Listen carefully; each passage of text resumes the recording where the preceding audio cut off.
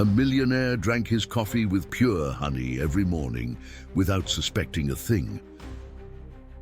One day, the cleaner's daughter came up to him and whispered in French, "Don't drink that coffee, your wife has put something in it." Immediately, he was shocked to realize that he was being poisoned by his own wife. It was this early warning that saved his life before it was too late. What happens over the next few days will surprise you. A millionaire drank his coffee with pure honey every morning without suspecting a thing.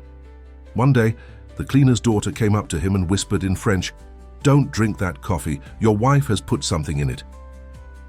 Immediately, he was shocked to realize that he was being poisoned by his own wife.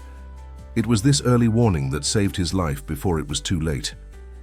What happens over the next few days will surprise you. The Thompson estate stood proudly on the highest hill. In Greenwich, Connecticut, a sprawling white mansion that gleamed like polished marble in the morning light. In the exclusive enclave of multi-million-dollar homes, the Thompson residence was considered the crown jewel, pristine, immaculate, and as sterile as an upscale hospital. Richard Thompson moved through his meticulously ordered world with the precision of a Swiss watch. At exactly 8 o'clock each morning, he would sit at the mahogany dining table where a steaming cup of coffee awaited him, sweetened with artisanal honey harvested from his private apiary. His morning ritual was sacred, unchangeable, and performed in near-perfect silence. At 57, Richard had built his wealth through a combination of inherited family money and shrewd investments in pharmaceutical research. His slender frame, silver-streaked dark hair, and perpetually contemplative expression gave him the air of a distinguished academic rather than a financial powerhouse. He spoke little but observed everything, a habit developed from years of watching market fluctuations and human behavior with equal intensity. The pristine silence of the Thompson mansion was occasionally punctuated by the soft footsteps of Maria Alvarez, the housekeeper, who had worked for the family for nearly 8 years. A 45-year-old woman with capable hands and watchful eyes, Maria moved through the mansion like a gentle breeze, present but barely noticed. She knew every corner of the vast home, every preference of its occupants, and maintained the impeccable order that Richard required to function.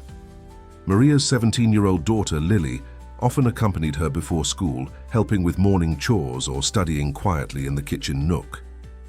Lily was a scholarship student at Greenwich Academy, brilliant in languages thanks to her grandmother, who had been a Spanish literature professor before immigrating to the United States. Unlike most teenagers, Lily carried herself with a quiet dignity that matched the somber atmosphere of the Thompson estate. Her dark, intelligent eyes missed little, and her voice, when she chose to use it, was thoughtful and measured. The true mistress of the house, Vanessa Thompson, descended the grand staircase each morning at precisely 8:30, after Richard had finished his breakfast and retreated to his home office.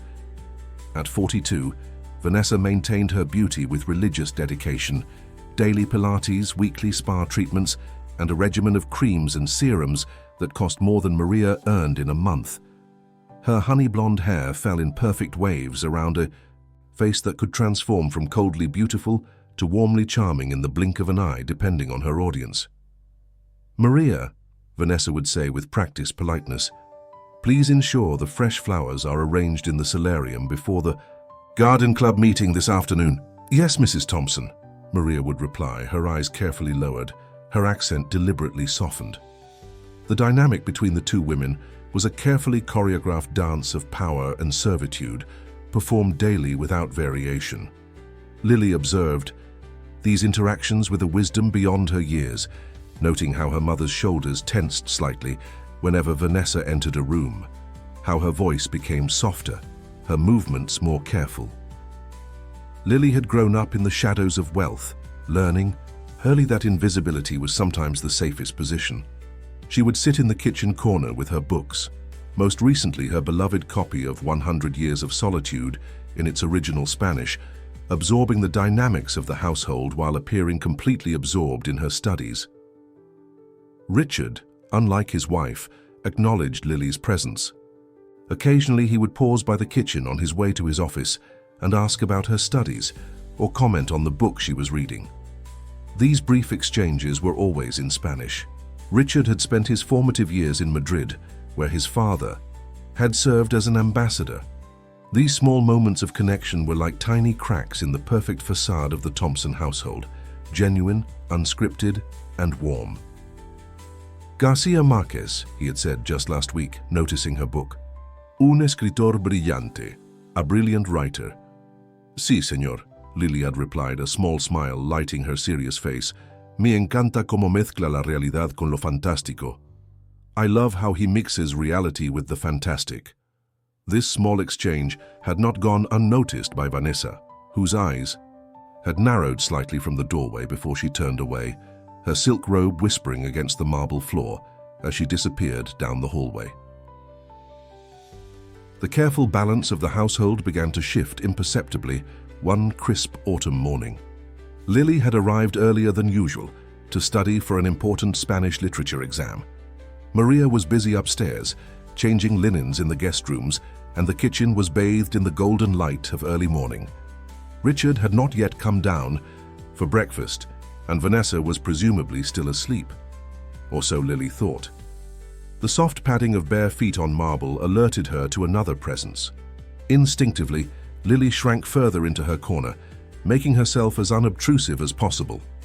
Through the partially open pantry door, she saw Vanessa enter the kitchen in her ivory silk robe, her hair perfectly arranged despite the early hour.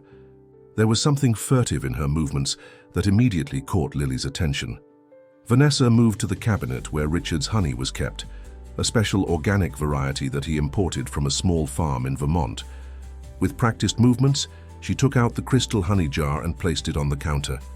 Then, from the pocket of her robe, she produced a small amber bottle. Lily watched, transfixed, as Vanessa carefully unscrewed the dropper cap and held it poised over the open honey jar. Her hand was steady as she squeezed 3 precise drops of an amber liquid into the honey, then replaced the cap on her bottle. With a slender silver spoon, she stirred the honey gently, her expression a mask of concentration. The entire process took less than a minute. When she was done, Vanessa returned the honey jar to its exact position in the cabinet, slipped the amber bottle back into her pocket, and left the kitchen as silently as she had entered, unaware that her actions had been witnessed.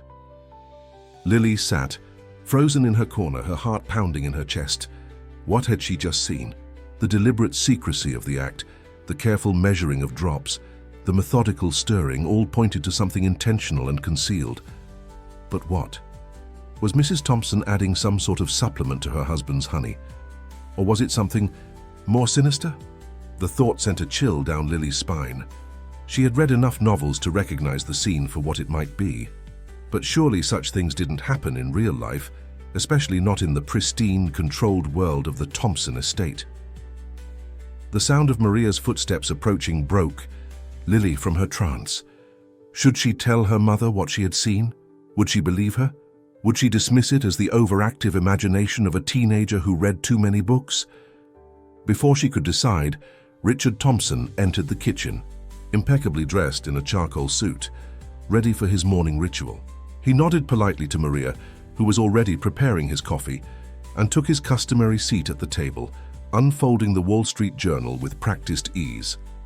Lily watched as her mother added the honey to Richard's coffee and placed it before him. Richard took a sip, his expression unchanged, completely unaware of what might be flowing into his system. In that moment, Lily made a decision. She would watch and wait. She would observe Richard carefully for any signs of illness. She would pay attention to Vanessa's behavior, and only when she was certain would she act. As Richard sipped his coffee, Lily noticed a slight tremor in his hand that she had never seen before. It could be nothing, a natural sign of aging, perhaps, but as she watched him wince slightly and rub his temple, a seed of worry took root in her heart. Over the next 2 weeks, Lily observed with growing concern, Richard Thompson's health was clearly deteriorating. His once steady hands now trembled noticeably when he lifted his coffee cup.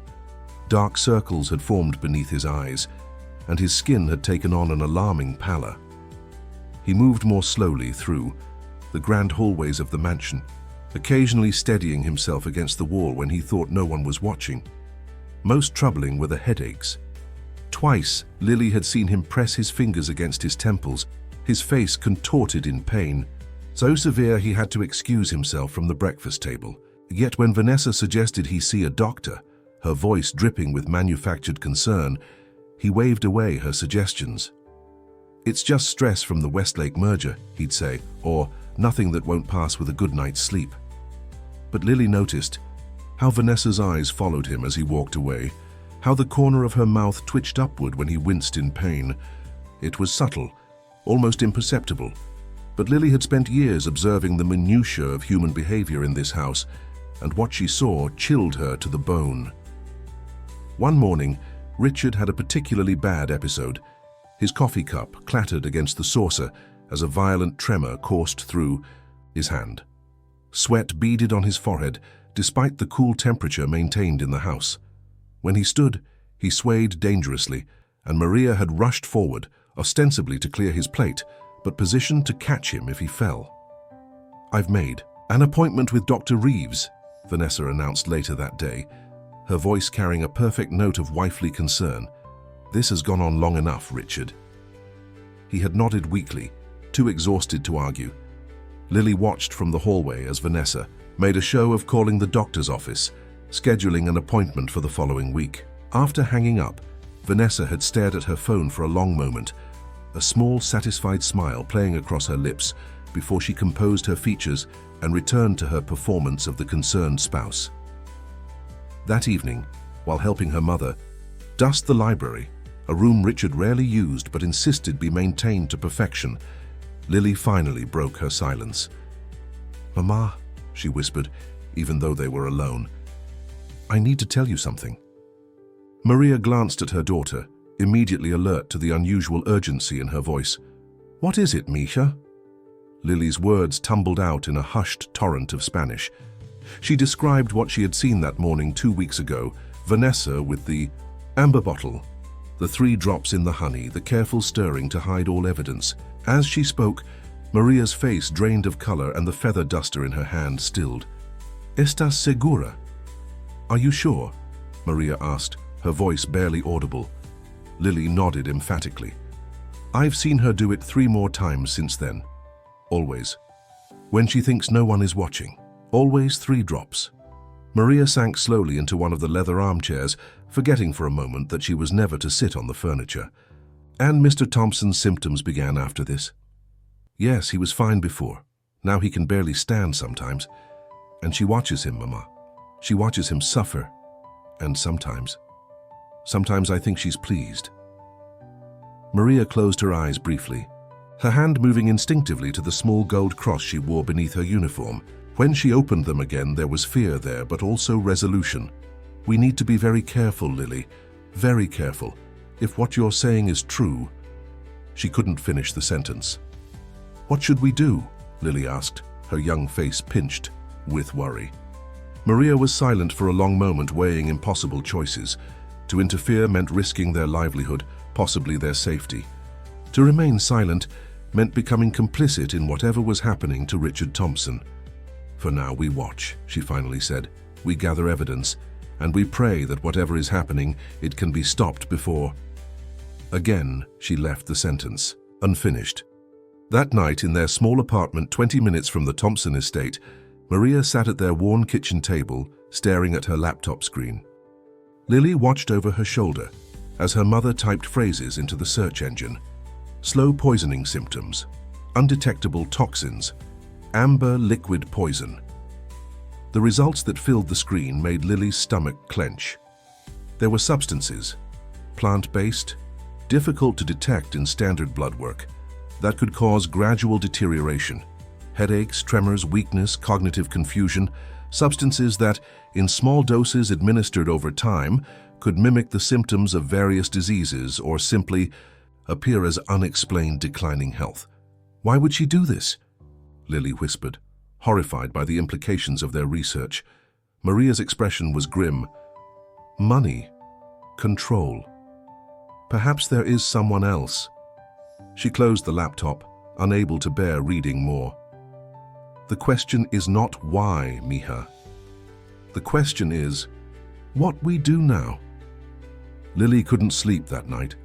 She lay awake, staring at the ceiling, thinking of Richard Thompson's kind eyes when he spoke to her in Spanish, of how he always acknowledged her mother with respect rather than condescension.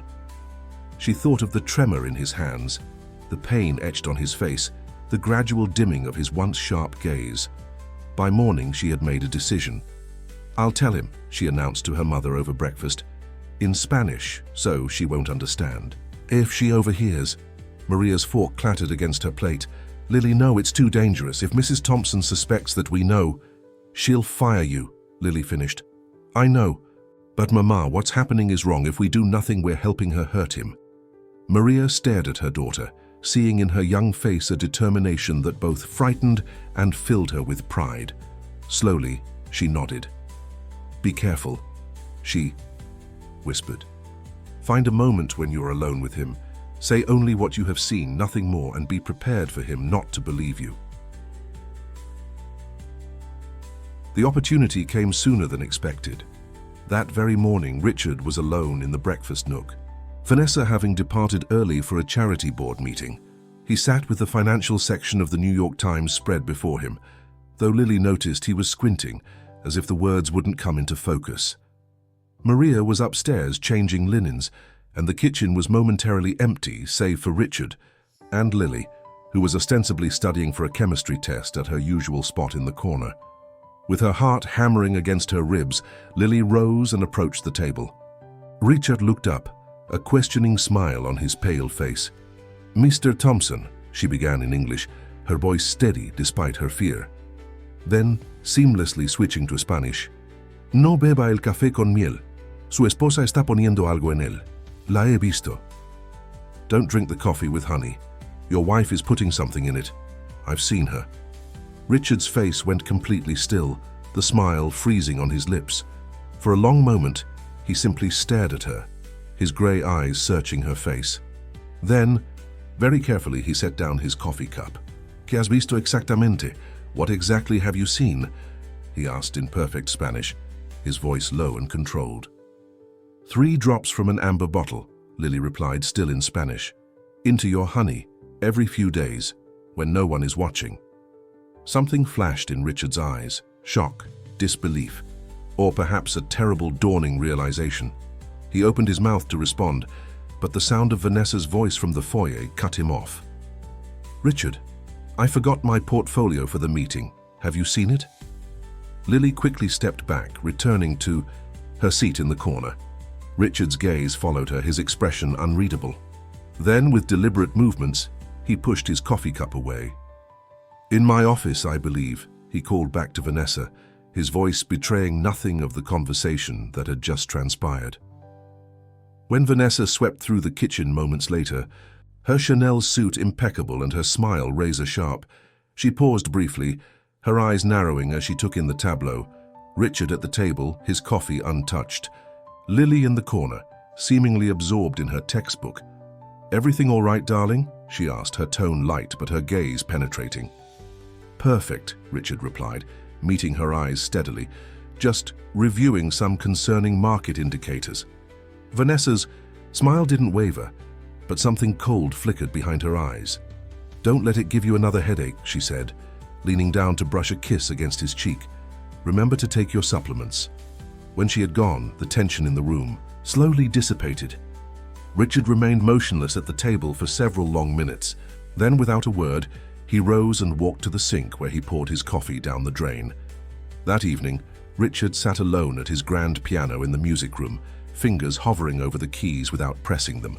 The room was dark except for a single lamp that cast long shadows across the polished floors. His mind replayed Lily's words over and over. "No beba el café con miel. Su esposa está poniendo algo en él." The girl had no reason to lie. She had risked her mother's employment, their very livelihood, to warn him. Could it be true? Could Vanessa, his wife of 15 years, be slowly poisoning him? The possibility should have seemed absurd, melodramatic, the stuff of sensationalist novels or television dramas. Yet, as he sat in the darkened room, a hollow dread settled in his stomach. He thought of his progressively worsening symptoms, how they had baffled the specialists he'd consulted privately. He recalled Vanessa's insistence that he continue his morning ritual of honey in his coffee, her subtle irritation when he occasionally skipped it. "It's good for you," she would say, stirring the golden liquid into his cup herself. "Local honey builds immunity." Richard pressed a single key, the note hanging in the silence like a question. How had he missed the signs?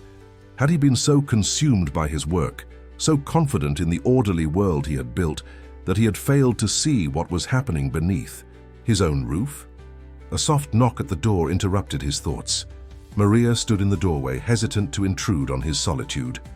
"Excuse me, Mr. Thompson, would you like me to bring you some tea?" Richard studied her face, wondering how much she knew of her daughter's warning. The concern in her eyes seemed genuine, lacking the practiced sympathy he now recognized in Vanessa's expressions. "No, thank you, Maria," he replied, then added, "Your daughter, she's very observant." Maria's hands twisted in her apron. "Yes, sir, sometimes too observant for her own good." "Or for mine," he said quietly. "How long have you suspected?" Maria glanced over her shoulder before stepping fully into the room, closing the door behind her. "Lily only told me 2 days ago, Mr. Thompson. I didn't want to believe it, but the timing of your symptoms..." She trailed off, clearly uncomfortable, accusing her employer's wife of such a heinous act. Richard nodded, absorbing this confirmation. "I need proof, Maria. I need to be certain." "Lily has seen the bottle," Maria offered. "It's kept in an old powdered milk tin in the back of the pantry. Mrs. Thompson doesn't know that." Lily discovered it while organizing the shelves last week. This concrete detail, the hiding place so mundane and yet so calculating, made the situation suddenly terribly real to Richard. He stood, steadying himself against the piano as a wave of dizziness washed over him. "I appreciate your candor, Maria, and please thank Lily for her courage. Few would have spoken up." After Maria left, Richard remained in the music room for hours, his mind cycling through disbelief, rage, and a profound sense of betrayal that left him feeling hollow. By the time the grandfather clock in the hallway chimed midnight, he had formulated a plan. The next morning, Richard announced over breakfast that he would be traveling to Boston for business. "The Westlake merger has hit some complications," he explained to Vanessa, who watched him over the rim of her espresso cup. "I'll be back tomorrow evening." "Shall I come with you?" she asked, her tone suggesting she had no intention of doing so. "You haven't been well, Richard. I worry about you traveling alone." "No need," he replied, noticing how she relaxed almost imperceptibly at his refusal. "It's just meetings, boring legal details." In reality, Richard drove only as far as Stamford, where he checked into a hotel under a different name. From there, he made 2 phone calls, one to a private investigator he had used for corporate background checks, and another to a specialized laboratory in New York City. By evening, he had arranged for the investigator to place discrete cameras in the kitchen and pantry of his home, and for the lab to analyze samples of his honey, his blood, and his hair for traces of toxins. The cost was exorbitant, but Richard barely registered the figures. Money was a tool, and right now it might be the tool that saved his life. While Richard set his plan in motion, Lily and Maria navigated an increasingly tense atmosphere at the Thompson mansion. Vanessa, alone in the house except for the staff, seemed restless, moving from room to room with nervous energy. She checked her phone constantly, disappearing into her private sitting room for lengthy calls that she ended abruptly if anyone approached. "She's different when he's not here," Lily observed to her mother as they folded fresh linens in the laundry room. "More herself, maybe." Maria nodded grimly. "Be careful, Mika. Don't let her catch you watching." But it was Vanessa who caught them by surprise, appearing in the doorway of the laundry room so suddenly that both women started. "Lily," she said, her voice honeyed but her eyes sharp. "I've been meaning to speak with you." Lily felt her mother stiffen beside her. "Yes, Mrs. Thompson?" "I couldn't help but notice your interest in our library. Richard mentioned you're quite the reader." Vanessa's smile didn't reach her eyes. "I was wondering if you might help me organize some books tomorrow." I'm donating several volumes to the Academy's fundraiser. Of course, Lily replied, keeping her tone neutral despite the alarm bells ringing in her mind. Vanessa had never shown the slightest interest in her before. Excellent. After your morning chores then, in the library. With that, she turned and left, the scent of her expensive perfume lingering in the air. When she was gone, Maria gripped her daughter's arm. You will not be alone with her, she said fiercely. I will make sure of it. That night, back in their apartment, Lily and Maria researched symptoms of common poisons on Maria's laptop. The descriptions matched Richard's deteriorating condition with disturbing accuracy. The tremors, the headaches, the gradual weakening, the cognitive fog. Some compounds, they discovered, could cause long-term damage even if the poisoning stopped. Do you think Mr. Thompson believes me? Lily asked, closing the laptop when the information became too distressing to continue reading. Maria sighed, rubbing her tired eyes. I don't know, Mija, but he's a smart man and he hasn't touched his coffee since you warned him. The next morning they arrived at the Thompson estate earlier than usual, tense with anticipation. Vanessa was already in the kitchen, dressed in yoga attire, though she rarely exercised at home. Good morning, she greeted them with unusual warmth. Maria, I've left a list of tasks for today on the counter. And Lily, don't forget about helping. Me in the library later. Yes, Mrs. Thompson, they murmured in unison, exchanging quick glances. Throughout the morning, Vanessa maintained a strange, almost frenetic cheerfulness. She flitted about the house, making small talk with the gardener, who came to tend the indoor plants, spending an unusual amount of time in the kitchen, where she could observe Maria's activities. By noon, when Lily was due to meet Vanessa in the library, Maria had devised a simple strategy. I will interrupt every 15 minutes, she whispered to Lily. If you feel uncomfortable at any point, ask to use the bathroom. I will be in the hallway. The library, with its floor-to-ceiling bookshelves and leather-bound volumes, had always been one of Lily's favorite rooms in the mansion. Today, however, it felt oppressive. Vanessa was already there when she arrived, standing by the large, mahogany desk where several stacks of books were arranged. Ah, Lily, thank you for your help. Vanessa gestured to the books. These are the ones I'm considering donating. I need you to make a list of titles and authors while I sort them. The task was straightforward enough, but Lily couldn't shake her unease as she settled at the desk and began recording the information in a notebook. Your mother tells me you're applying to Columbia, Vanessa remarked after several minutes of silence. Very ambitious. Yes, ma'am, Lily replied, keeping her eyes on her work. I hope to study comparative literature. Vanessa made a non-committal sound. Richard seems quite impressed with your academic achievements. He mentions them often.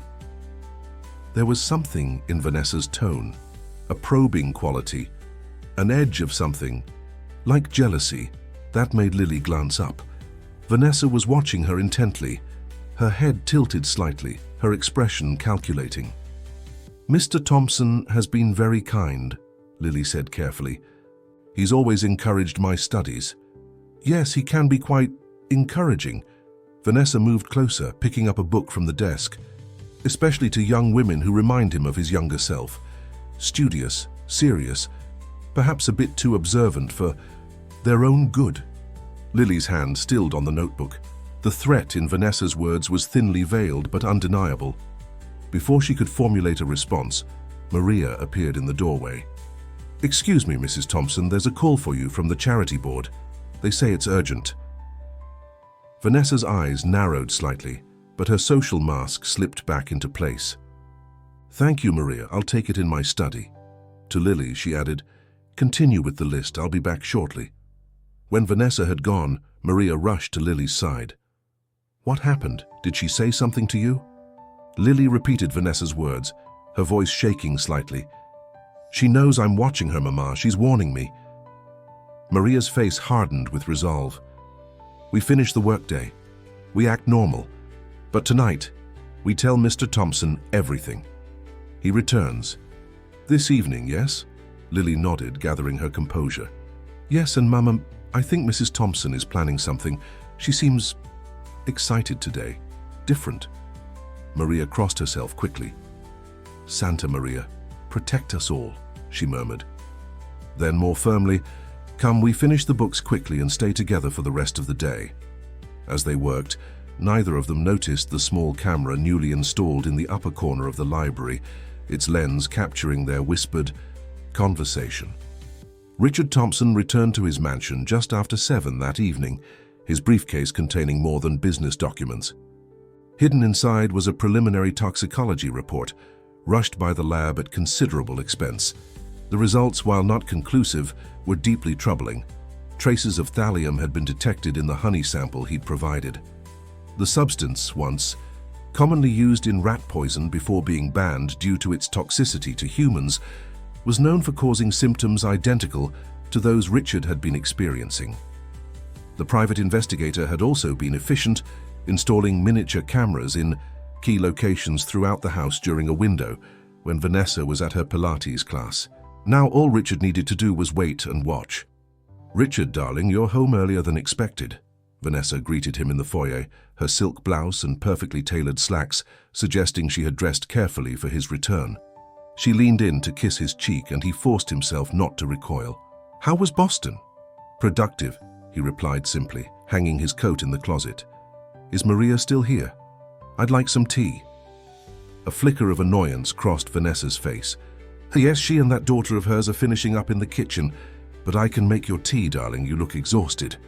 "No need," Richard said, moving past her toward the kitchen. "I have some emails to send anyway. Don't wait up." In the kitchen, Maria and Lily were preparing to leave for the day.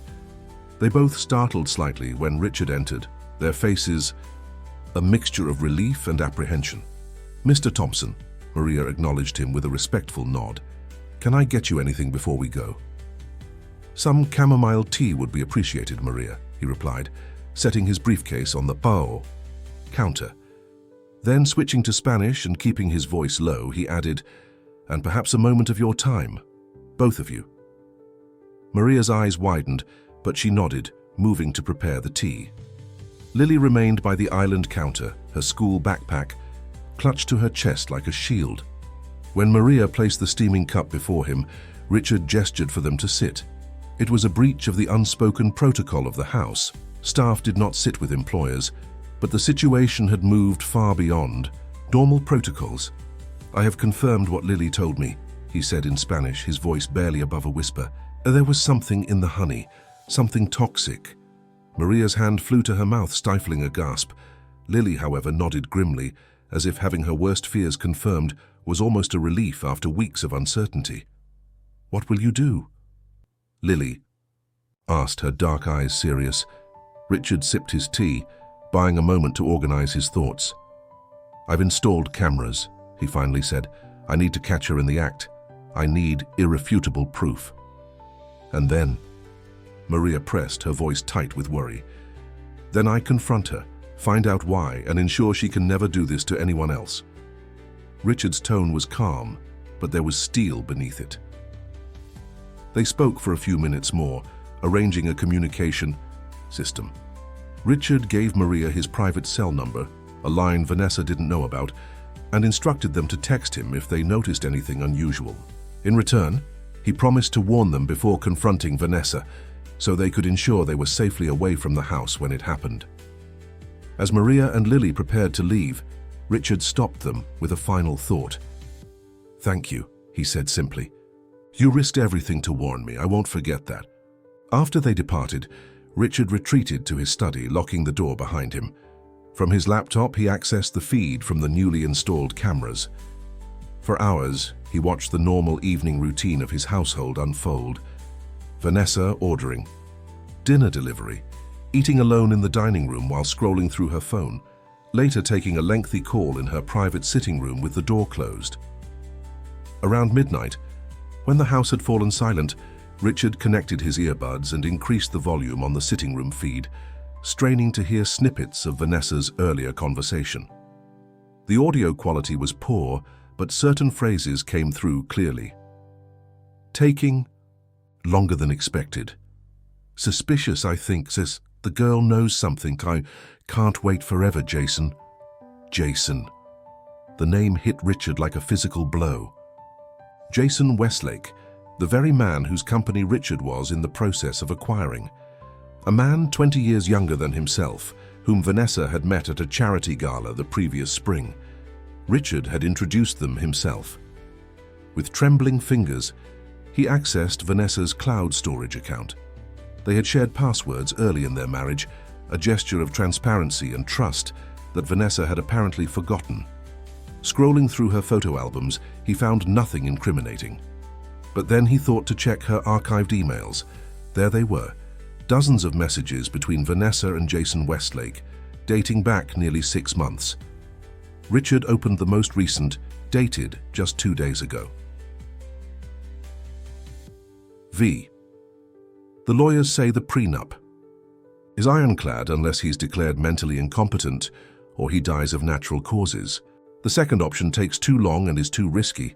But the first, if his behavior becomes erratic enough, if his business decisions start to seem irrational, we might have a case. The substance I sent should help with that. Just be patient. Once he's declared incompetent, you'll control everything, and we can be together without losing the lifestyle you deserve. Missing you. Jai. Richard sat back in his chair, a cold numbness spreading through him. It wasn't just about the money then. It was about control of his company, his assets, his entire life, and it involved the very man whose business he was about to purchase. The betrayal was so complete, so calculated, that for a moment he couldn't process it. More emails revealed the depth of their conspiracy. Jason had been feeding Vanessa information about the merger negotiations, giving her insider knowledge that she could have used to manipulate stock prices. The substance mentioned had been shipped to a P.O. box Vanessa had rented under a false name. They had discussed dosages, symptoms, timeframes, all with a clinical detachment that made Richard's skin crawl. And they had discussed Maria and Lily. The housekeeper's daughter is too observant, Vanessa had written. I caught her watching me the other day. We should find a reason to let them go before they become a problem. Jason's reply had been chilling. Do what you need to do. We're too close to let some maid and her kid ruin everything. Dawn was breaking by the time Richard had read enough. He closed his laptop, his mind racing with implications and possibilities. The evidence was damning, but he needed more. He needed to catch Vanessa in the act, to confront her with irrefutable proof of what she had done, what she was still doing. And he needed to protect Maria and Lily, who had risked everything to save him. Over the next 3 days, Richard played a dangerous game of pretense. He resumed drinking his coffee each morning, but secretly poured it into a potted plant when Vanessa wasn't looking. He complained of worsening headaches and tremors, watching as a calculating satisfaction flickered in Vanessa's eyes. Each night, he reviewed the camera footage, waiting for her to make a mistake. On the 4th day, she did. The kitchen camera captured Vanessa entering at 5:30 a.m. earlier than usual. From the pantry, she retrieved the old powdered milk tin that Maria had mentioned. Inside was the amber bottle. With practiced movements, she added 4 drops, not the usual 3, to the honey jar, stirring it carefully before returning everything to its place. Later that same day, the library camera recorded a disturbing conversation between Vanessa and someone named Jason on her phone. It's taking too long, she hissed, pacing between the bookshelves. The doctors still can't find anything wrong with him. A pause as she listened to the response. I increased the dose today, just a little, enough to make him worse but not enough to raise suspicions. Another pause. Yes, I've started hinting to friends that I'm worried about his mental state, that he's becoming forgetful, irrational. Richard watched the footage with a strange sense of detachment, as if he were viewing a film about someone else's life. The woman on the screen, with her perfect hair, her elegant gestures, her cold determination, was a stranger to him. How had he lived with her for 15 years and never seen beneath the carefully constructed facade? That night, he made 3 phone calls, one to his lawyer, one to a security firm, and one to Maria. Tomorrow, he told her in Spanish, his voice steady despite the turmoil within. Take Lily and go to your sister's in New Haven. Tell Mrs. Thompson, you have a family emergency. Don't return until I contact you." "Are you sure, Mr. Thompson?" Maria asked, concern evident in her voice. "Yes," he replied. "I have everything I need now. It's time to end this." After hanging up, Richard sat at his piano in the darkened music room, pressing the keys without producing sound.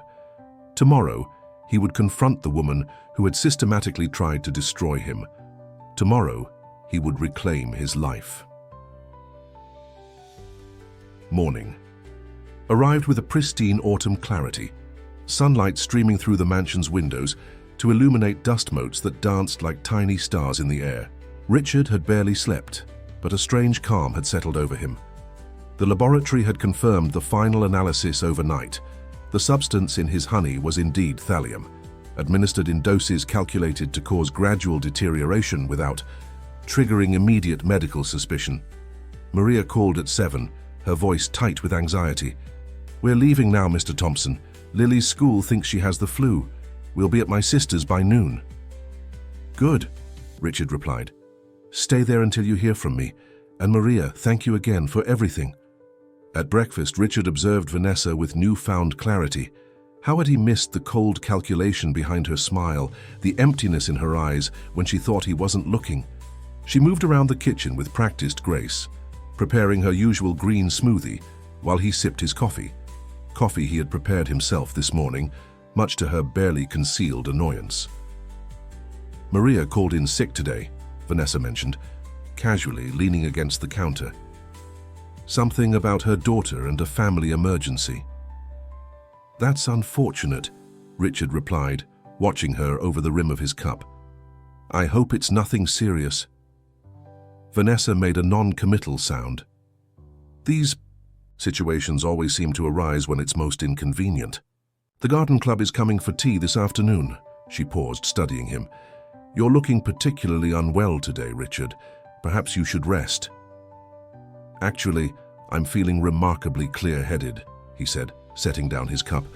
"I've made some decisions about the Westlake merger." A flicker of something, alarm perhaps, crossed Vanessa's face before she smoothed it away. "Oh, what sort of decisions?" "I've decided not to proceed."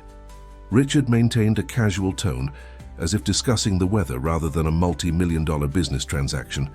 "Something about the company finances doesn't add up. I've asked for a complete audit." Vanessa's hand tightened around her smoothie glass. "That seems hasty. You've been working on this deal for months." "Sometimes we don't see what's right in front of us," Richard replied, his eyes locked with hers. "But eventually the truth comes to light." A tense silence stretched between them. Vanessa was the first to look away, busying herself with rinsing her glass in the sink. "Well, I'm sure you know best," she said, her voice carefully modulated. "Will you be home for dinner tonight?" "Absolutely," Richard assured her. "I wouldn't miss it for the world." Throughout the day, Richard executed his plan with methodical precision. First, a meeting with his lawyer, where he presented the evidence he had gathered and revised his will, removing Vanessa as beneficiary and executor. Next, a conversation with his bank, where he secured his accounts and rescinded Vanessa's access to certain assets. Finally, a brief but productive discussion with the private investigator, who provided him with complete copies of all surveillance footage and communications they had intercepted. By late afternoon, Richard had returned to the mansion. The garden club meeting had concluded, and Vanessa was upstairs changing for dinner. He took the opportunity to enter her private sitting room, a space he rarely visited, and began a careful search. Behind a false panel in her antique writing desk, he found what he was looking for: the amber bottle, half empty, its handwritten label partially obscured but still legible. Compound T, 25 mg/ml. Beside it was a small notebook containing dates, dosages, and clinical observations of his symptoms, written in Vanessa's elegant script. The final entry, dated that morning, read, "Increased to 4 drops. Need to accelerate timeline. J growing. Impatient." Richard photographed everything before returning the items exactly as he had found them. Then he went to the garden, where the fading autumn light cast long shadows across the immaculate lawn. There, seated on the stone bench beneath the old maple tree, he waited. Vanessa found him there an hour later. She had changed into a simple black dress that emphasized her slender figure, her hair swept up in an elegant twist. In the golden light of sunset, she looked almost ethereal, beautiful and untouchable. "There you are," she said, approaching with a glass of wine in each hand. "I thought we might have a drink before dinner." Richard accepted the glass but did not drink. "Sit with me, Vanessa. We need to talk." Something in his tone must have alerted her. She sank gracefully onto the bench beside him, maintaining a careful distance. "What is it? Has something happened?" "I've been thinking about us," Richard began, his voice steady. "About our marriage, about trust."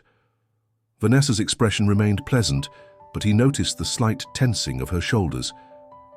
"Trust is important," she agreed neutrally.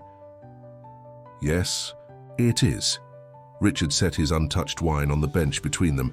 "That's why I find it so disturbing that my wife has been slowly poisoning me for the past 3 months." The words hung in the air between them, stark and undeniable. For a moment, Vanessa's composure slipped. Her eyes widened, her lips parted in shock, before she regained control, forcing a laugh that sounded brittle even to her own ears. "Richard, what are you talking about? That's absurd." "Is it?" He reached into his jacket pocket and withdrew his phone. "I have footage of you adding something to my honey. 3 drops every few days, 4 drops this morning. I have the substance itself, which has been analyzed and identified as thallium, a tasteless, odorless poison that causes exactly the symptoms I've been experiencing." Vanessa's face had gone very still, her knuckles white around the stem of her wineglass. "You've been working too hard," she said, but the confidence had drained from her voice. "You're not thinking clearly." "I'm thinking more clearly than I have in months," Richard countered, "ever since I stopped consuming the poison you've been feeding me." A long silence stretched between them. The sun dipped lower, casting Vanessa's face half in shadow. When she finally spoke, her voice had changed, harder, colder, stripped of its usual veneer of warmth. "You can't prove anything." Richard smiled without humor. "I have the poison you hid in your desk. I have your notebook detailing the dosages. I have video evidence. I have a toxicology report showing thallium in my system. And I have the emails between you and Jason Westlake discussing your plans for my company once I was declared mentally incompetent." Vanessa's composure cracked completely then. The wineglass slipped from her fingers, shattering on the stone path. Red liquid spread like blood across the pale granite. "How did you—" she began, then stopped herself, calculation replacing shock. "It was that maid's daughter, wasn't it? The little spy who's always watching, always listening." "Lily saved my life," Richard stated simply. "She saw what I was too blind to see." Vanessa stood abruptly, putting distance between them. Her beauty had hardened into something angular and dangerous. "What do you want, Richard? Money, is that it? Name your price." The question was so unexpected, so divorced from any moral understanding, that Richard almost laughed. "I don't want anything from you, Vanessa. Accept the truth. Why did you do it?" She paced before him, her movements sharp and agitated. "Why does anyone do anything for freedom, for a chance at real happiness, not this mausoleum of a life?" She gestured contemptuously at the mansion looming behind them. "Do you have any idea what it's like to live with you? The silence, the routine, the suffocating perfection of it all. So you decided to poison me rather than ask for a divorce." Richard's voice remained calm, though his heart was pounding. "We have a prenuptial agreement. You would have been well provided for." Vanessa laughed, a harsh sound without mirth. "Well provided for? I would have walked away with a pittance compared to what you're worth. And Jason needed the capital for his company, the company you were about to acquire and dismantle." "Ah, yes, Jason," Richard nodded slowly. "Your lover, the man you were willing to commit murder for." "It wasn't murder," Vanessa snapped, a flush rising to her cheeks. "It was an adjustment. You would have been declared incompetent, placed in a facility where you'd be cared for. I would have managed your affairs, your company. Everyone would have been satisfied." "Everyone except me," Richard noted dryly. "And what about Maria and Lily? The emails mentioned getting rid of them." A flicker of genuine confusion crossed Vanessa's face. "The maid and her daughter? They're nothing, replaceable. They were becoming inconvenient. In that moment, Richard saw Vanessa clearly for perhaps the first time, not as the sophisticated, charming woman he had married, but as someone fundamentally incapable of seeing others as fully human. People were tools to her, obstacles or assets, never equals. "I've spoken with my lawyer," he said, rising from the bench to face her. "The divorce papers will be delivered tomorrow. You'll receive exactly what the prenuptial agreement stipulates. No more, no less. The security team will escort you from the property tonight." Vanessa stared at him, disbelief warring with fury in her expression. "You can't be serious. After 15 years, you're just throwing me out? Tonight?" "Would you prefer I call the police?" Richard asked quietly. "Present them with evidence of attempted murder? I'm sure Jason would appreciate the publicity as his company undergoes an audit." The color drained from Vanessa's face. "You wouldn't dare." "Try me." Richard's voice was soft but implacable. "You have 1 hour to pack what you need for tonight. The rest can be arranged through our lawyers." For a moment, Vanessa seemed ready to argue further, to fight. Then abruptly her posture changed, her shoulders relaxed, and a calculating smile curved her lips. "You know what, Richard? You're right. This marriage has run its course." She stepped closer, her voice dropping to a silken murmur. "But remember this, you're throwing away 15 years over the word of a cleaning lady and her daughter. People like that will say anything to curry favor with their employers, to secure their position." Richard did not rise to the bait. 1 hour, Vanessa. A car will be waiting to take you wherever you wish to go." Without another word, he turned and walked back toward the house, leaving her standing alone in the gathering dusk. He did not look back to see the mask of composure slip from her face, revealing a cold fury that transformed her beauty into something terrible. The days following Vanessa's departure unfolded in a surreal haze for Richard. The mansion, always quiet, now echoed with a different kind of silence, not the controlled stillness Vanessa had cultivated, but an emptiness waiting to be filled. He moved through the spacious rooms like a man awakening from a long illness, rediscovering his home and himself in the process. Security personnel had supervised Vanessa's exit, watching as she packed 2 suitcases with mechanical efficiency. She had been eerily composed, speaking only once to inform Richard that he would regret this humiliation. The black town car had disappeared down the long driveway, taking with it 15 years of what Richard now recognized as an elaborate performance rather than a marriage. The first call he made after ensuring Vanessa was gone was to Maria. "It's over," he told her simply. "She's gone. You and Lily are safe to return whenever you're ready." There was a pause on the other end of the line. "Are you all right, Mr. Thompson?" Maria asked, concern evident in her voice. The question caught Richard off guard. Was he all right? He had just confronted the fact that his wife of 15 years had been systematically poisoning him, that their entire relationship had likely been a calculated deception, yet alongside the devastation was a strange sense of liberation. "I will be," he finally answered. "Thanks to you and Lily." Maria and Lily returned 2 days later, slipping back into the rhythm of the household with quiet efficiency. But something had changed in the dynamic between employer and employees. The carefully maintained boundaries had blurred, transformed by shared danger and mutual protection. Richard noticed how Maria now met his eyes directly when they spoke, how her movements through the house were more confident, less deferential. Lily, too, seemed different, still respectful, but no longer trying to make herself invisible. She brought her books to the kitchen table instead of hiding in the corner, and sometimes asked Richard questions about his time in Madrid when their paths crossed. 1 week after Vanessa's departure, Richard received the first communication from her lawyers, a lengthy document challenging the prenuptial agreement on grounds of duress and demanding a substantially larger settlement. His own attorneys assured him the case had no merit, but warned that Vanessa might make the situation unpleasant through public allegations. "Let her try," Richard told them wearily. "I have evidence of what she did. Evidence I'm prepared to make public if necessary." That evening, he found himself wandering into the kitchen long after dinner, unable to sleep despite his fatigue. To his surprise, Lily was seated at the table, a cup of herbal tea steaming before her as she poured over a thick volume. "Garcia Marquez again?" he asked in Spanish, nodding toward her book. Lily looked up, momentarily startled, then shook her head. "Borges tonight," she replied in the same language. "Labyrinths." Richard smiled faintly. A fitting choice. Life itself has felt rather labyrinthine lately. Without asking permission, he made himself a cup of tea and sat across from her at the table. They remained in comfortable silence for several minutes, Lily reading, Richard contemplating the steam rising from his cup.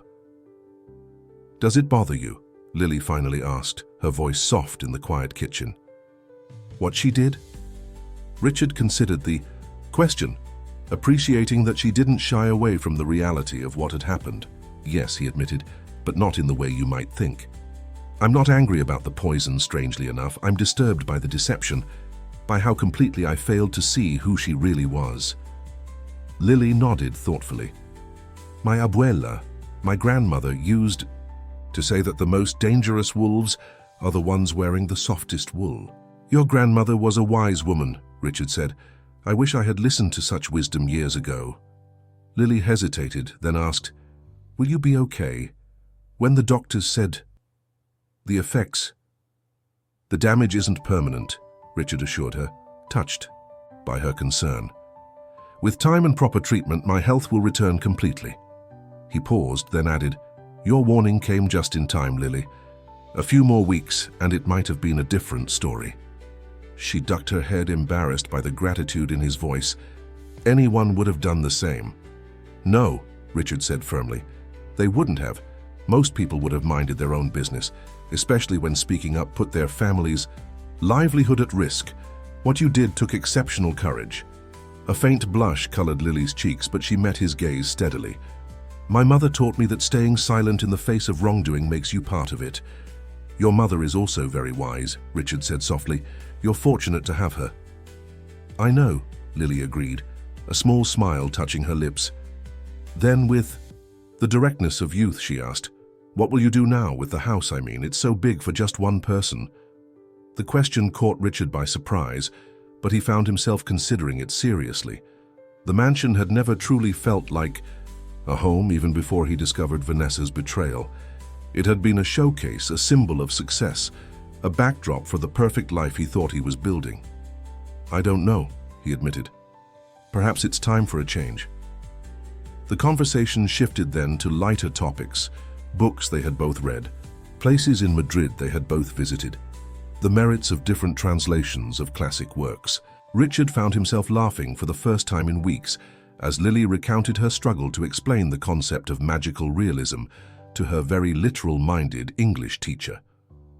When Maria appeared in the doorway, concern etched on her face at finding her daughter and employer deep in conversation at nearly midnight, Richard realized how much time had passed. "Lo siento, Maria," he apologized, rising from the table. "We were discussing literature and lost track of time." Maria's expression softened. "It's all right, Mr. Thompson, but Lily has school tomorrow." "Course?" Richard nodded to Lily, who was gathering her books. "Thank you for the conversation. It was refreshing." After they had gone, Richard remained in the kitchen, struck by how that simple interaction had been more genuine than any he'd had with Vanessa in years. The realization was both painful and liberating. The next morning, Richard made a decision. After breakfast, he called Maria into his study, a formal space he rarely used, preferring to work in the sunlit conservatory. "Please sit," he invited, gesturing to one of the leather armchairs. Maria perched on the edge, her posture suggesting she was unaccustomed to such treatment from employers. "I wanted to discuss something with you," Richard began, choosing his words carefully. "These past weeks have made me reconsider many aspects of my life, including this house." Maria tensed slightly. "Are you planning to sell, Mr. Thompson?" "No, not exactly, but I am considering changes." He paused, then continued more directly. "Maria, you and Lily saved my life. You risked your security and safety to warn me. I'd like to offer you something in return." Maria shook her head firmly. "We don't want payment for doing what was right, Mr. Thompson." "Not payment," Richard clarified. "An opportunity. The east wing of this house has its own entrance, kitchen, and living space. It was designed as a separate apartment for extended family, though we never used it as such. I'd like to offer it to you and Lily, rent-free for as long as you both need it." Maria stared at him, clearly stunned by the proposal. "Mr. Thompson, I don't know what to say." "The practical benefits are obvious," Richard continued. "Lily would be in the school district. With a shorter commute, you would save on rent. And frankly, I would feel safer having people I trust nearby, while the situation with Vanessa continues to unfold." "It's too generous," Maria protested, though Richard could see the calculation in her eyes. What this would mean for Lily's education, for their financial security. "Consider it enlightened self-interest," Richard suggested with a small smile. "I've discovered I don't care for living entirely alone. The arrangement would benefit us both." Maria studied him for a long moment, then slowly nodded. "I will need to discuss it with Lily." "Of course, take whatever time you need." After Maria left, Richard sat back in his chair, surprised by how right the decision felt. The mansion had been a beautiful prison for too long, a showcase of perfection rather than a home. Perhaps it was time to fill it with life again, with conversations and honest connections rather than calculated performances. That afternoon, his lawyer called with news. Vanessa had withdrawn her challenge to the prenuptial agreement. Instead, she was accepting the terms and requesting a rapid conclusion to the divorce proceedings. The sudden capitulation was suspicious, but Richard was too relieved to question it deeply. He wanted this chapter of his life closed as quickly and cleanly as possible. What he didn't know, what he wouldn't discover until weeks later, was that Vanessa had received a more attractive offer. Jason Westlake, apparently undeterred by the failed poisoning attempt, had proposed marriage. Their plan had shifted. Rather than taking control of Richard's company through legal declarations of incompetence, they would build their own competing enterprise. Vanessa had traded her claim on Richard's fortune for what she perceived as a more direct path to wealth and status. For now, though, Richard simply felt the weight lifting from his shoulders. When Maria approached him that evening to accept his offer of the East Wing apartment, the timing seemed perfect. One chapter closing, another beginning. "Lily is very excited," Maria admitted with a small smile. "She's already planning where her bookshelves will go." Richard laughed, a genuine sound that surprised them both. "Tell her she's welcome to borrow from the library any time. Most of those books haven't been opened in years." As Maria turned to leave, she hesitated, then said quietly, "Mr. Thompson, I hope you don't mind my saying this, but it's good to hear you laugh again." The simple observation touched Richard more deeply than he expected. "It's good to have the reason to," he replied honestly. That night, for the first time since discovering Vanessa's betrayal, Richard sat at his piano and actually played. The music flowed from his fingers, Debussy's Clair de Lune, melancholy yet hopeful, filling the mansion with something more meaningful than pristine silence. 6 months passed, transforming the Thompson estate in ways no one could have anticipated. The East Wing, once cold and unused, now hummed with life. Lily had arranged her books on shelves Richard had installed himself, a new skill he'd taken up alongside cooking and gardening. Maria had added small touches that made the space warm and inviting. Hand-woven throws from her mother's village, pottery she'd collected over the years, family photographs that told the story of generations. The divorce had been finalized with surprising ease. Vanessa, focused on her new future with Jason Westlake, had accepted the prenuptial terms without further dispute. The last Richard had heard, they were planning a lavish wedding in the Hamptons, news that had reached him not through gossip columns, but through business circles, as Westlake Pharmaceuticals announced a merger with a European conglomerate. Richard found, to his mild surprise, that he felt nothing upon hearing this news. No jealousy, no anger, not even the satisfaction of having escaped a toxic relationship. His energy was directed elsewhere now, toward healing and rebuilding.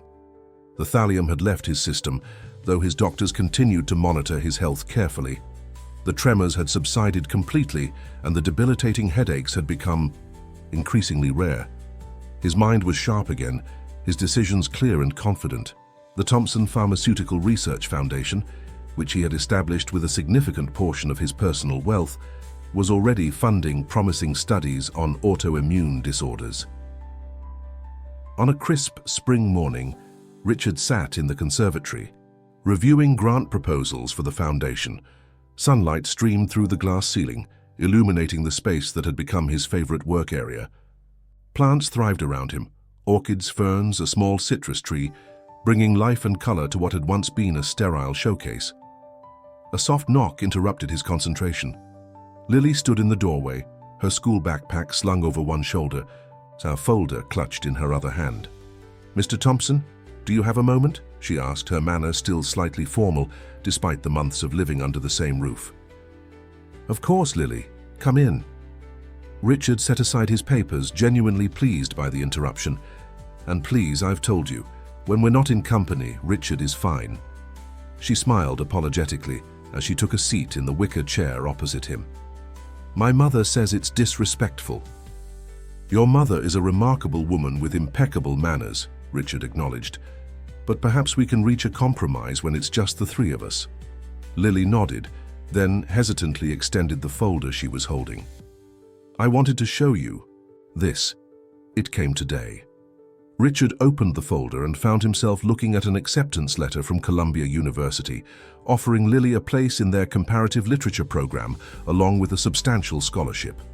Pride swelled in his chest as he read the glowing comments from the admissions committee about her application essay. "Lily, this is wonderful," he exclaimed, looking up to find her watching him anxiously. "I knew you would get in, but with a scholarship as well, that's exceptional." A blush colored her cheeks, but she couldn't suppress a smile of pure joy. "I still can't believe it. Mama cried when I showed her." As well she should. This is a tremendous achievement. Richard handed the letter back, noting the way Lily's fingers traced the university letterhead reverently. "Have you told your grandmother yet?" "I called her this morning. She's already planning to send me her collection of Latin American first editions." Lily laughed, then grew more serious. "But there's something else I wanted to discuss with you." "Of course." Lily took a deep breath. "The scholarship is generous, but it doesn't cover everything. Housing in New York is expensive, and I don't want Mama to work extra shifts to support me." Richard nodded, beginning to understand where this was heading. "You're looking for work this summer?" "Yes, and perhaps..." She hesitated, then continued with characteristic directness. "I wondered if your foundation might need an administrative assistant, someone to help with correspondence, organizing files, basic tasks, just part-time, of course, around my other summer job." Richard studied the young woman before him, struck by how much she had changed in the past months. The shy, watchful girl had blossomed into a poised, confident young adult who still maintained her thoughtful nature. She had inherited Maria's quiet strength and dignity, but there was something else there too, an intellectual curiosity and moral courage that was uniquely her own. "As it happens," Richard said carefully, "the foundation does need assistance. But I was thinking of something more substantial than filing paperwork." Lily looked at him questioningly. "We're establishing a scholarship program for first-generation college students," he explained. "It needs someone to help design the application process, set criteria, create outreach materials, someone who understands firsthand the challenges these students face." He paused. "It would be a paid position, of course, one that would look impressive on a resume." Lily's eyes widened. "You're offering me a real job?" "I'm offering you an opportunity to make a difference," Richard clarified. "One that would also help with your college expenses." For a moment, Lily seemed overwhelmed. Then her natural practicality reasserted itself. "Would I be qualified? I don't have experience with that kind of work." "You have the most important qualification, perspective," Richard assured her. "The technical aspects can be learned, and I think you'll find that your organizational skills and attention to detail are exactly what we need." Lily considered this, her expression thoughtful. "I would want to earn it," she said finally. Not just because of everything that happened. Richard nodded, appreciating her integrity. I would expect nothing less. The position would be yours based on merit, not gratitude. A smile slowly spread across Lily's face, not the reserved, careful smile she usually offered, but something radiant and unguarded. Then yes, I would be honored. Excellent. We'll discuss the details next week. Richard leaned back in his chair, a thought occurring to him. Have you considered where you'll live in New York? Dormitories can be expensive and the foundation office is in Greenwich Village. I've been researching apartments with roommates, Lily admitted. Most are still too expensive, but I'm hoping to find something by August. Richard was silent for a moment, considering a possibility that had been forming in his mind for some time. I have an apartment in the city, he said finally. On Riverside Drive near Columbia, 3 bedrooms. I rarely use it now that most of my work is here or conducted virtually. He could see Lily beginning to understand what he was suggesting, her expression shifting from surprise to hesitation. It would make sense for you to use it, Richard continued before she could protest. The foundation would benefit from having representation in the city, and you would have a secure place to live while completing your studies. Mr. Thompson, Richard, that's too much, Lily objected, her voice soft but firm. We already owe you so much. You owe me nothing, Richard corrected gently. If anything, the debt runs in the other direction. But this isn't about debt or obligation. It's about making good use of resources that would otherwise sit idle.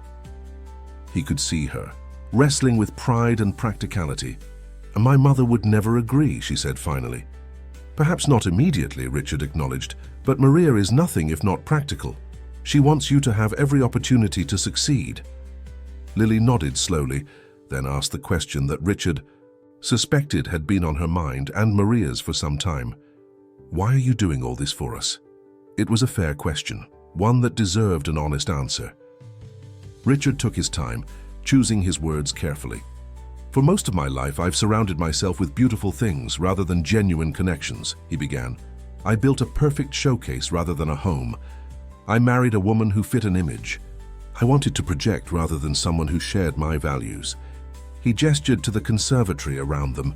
All of this was just empty space, until you and your mother showed me what really matters. He leaned forward, meeting Lily's gaze directly. You both saw me, truly saw me, when I was just an employer, someone who signed your mother's paychecks. You risked everything to help me when you had nothing to gain. That kind of integrity, that kind of courage, it's rare, and it should be honored. Lily blinked rapidly, clearly moved by his words. It was the right thing to do, she said simply. Yes, and in a world where doing the right thing is increasingly rare, it deserves recognition. Richard smiled. So please, allow me this. Not as payment, but as investment in a future, I believe. In very much. After a moment, Lily nodded, accepting his words, if not entirely his offer. I'll talk to Mama about it.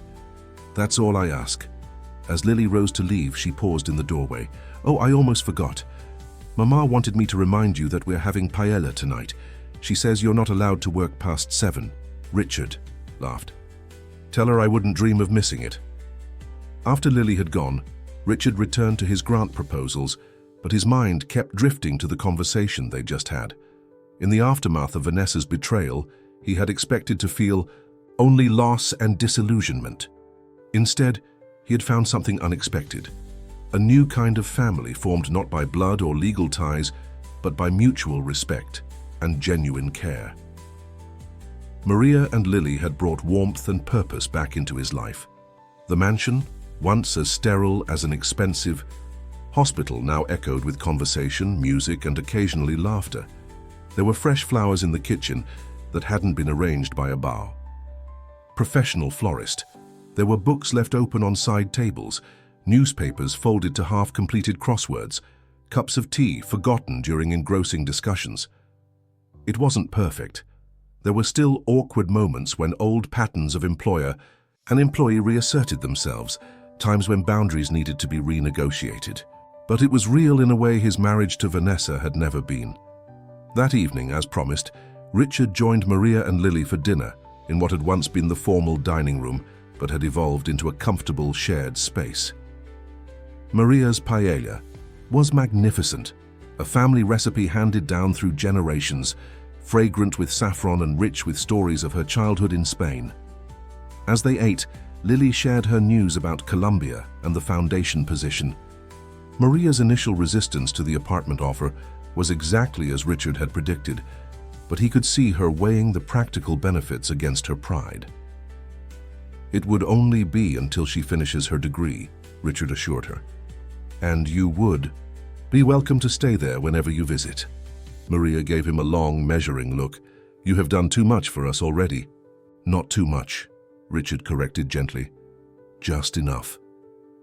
Later, as they shared coffee and the homemade flan Maria had prepared for dessert, Richard found himself thinking about the small pressed flower he had discovered in a book of Spanish poetry the week before, a delicate violet that Lily must have placed there, continuing her grandmother's tradition of preserving moments between pages. It struck him then that his life had been transformed not by grand gestures, but by these small, meaningful acts of connection, a warning whispered in Spanish, a paella recipe shared, a flower pressed between pages. The poison Vanessa had administered had been meant to destroy him slowly, but its discovery had instead led to healing, to the creation of something genuine from the ruins of deception. As the evening wound down, Richard excused himself and went to the music room. Sitting at the piano, he began to play, not the classical pieces he had been trained to perform, but a simple Spanish folk melody that Maria had been humming while cooking. The notes filled the mansion, flowing through rooms that had once echoed with silence and secrets, now vibrant with new beginnings. From the doorway, unseen, Lily watched him play, a small smile on her face. In her hand was another pressed flower. This one, a small white lily, waiting to be placed between the pages of a book in the library they now shared. Not a message exactly, but a marker of time, of growth, of life continuing after the darkness had passed. And in that moment, in that house that had once been cold as marble and was now warm with shared meals and music and quiet understanding, something rare and precious had taken root. Not the perfect, polished facade of happiness that Vanessa had cultivated, but something messier, more authentic, and infinitely more valuable. A second chance for all of them to create a home where truth and trust could flourish. Richard's fingers found the final chord of the melody, letting it resonate through the room. Tomorrow would bring new challenges. Lily's preparations for college, the growing foundation, the continuing process of healing from betrayal. But tonight, in this moment, there was only gratitude for the